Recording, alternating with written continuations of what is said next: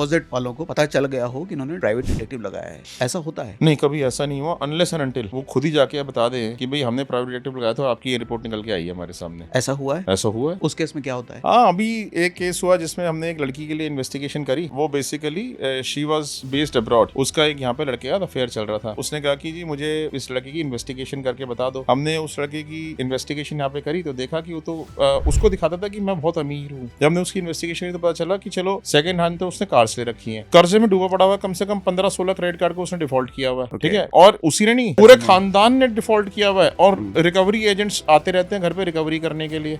ऐसी इन्फॉर्मेशन उसके बारे में जनरेट हुई, हमने उनको इन्फॉर्मेशन सारी बता दी। अब उसको लगा कि जिस लड़के को छोड़ना पड़ जाएगा, उसने ले जाके हमारी रिपोर्ट उसके सामने दी, तुम्हारी मैंने इन्वेस्टिगेशन करी, ये पता चला है। उसे एक्सप्लेनेशन मांग रही है। उसके पास एक्सप्लेनेशन क्या होगा? आपको जब इन्फॉर्मेशन मिल गई, ठीक है, be settled with that information. तो उस केस में फिर आगे क्या हुआ? उस केस में उस लड़के ने हमें कांटेक्ट किया कि आपने मेरी इन्वेस्टिगेशन करी है, मैं आपके अगेंस्ट केस करूंगा। हमने कहा हमने इन्वेस्टिगेशन करी है, file a case against us, but just take care of one thing, file a case if you feel that we have mentioned anything wrong. अब उसके आरओसी से पेपर्स निकाल के 80 लाख रुपए के टर्नओवर रिफ्यूज कैसे कर देगा? पब्लिक डोमेन से इन्फॉर्मेशन निकली हुई है। सारी टूटी फिर? वो गर्ल इतनी इमोशनल थी, वो छोड़ ही नहीं पा रही थी उस लड़के को। हो सकता है शायद ना भी टूटी हो।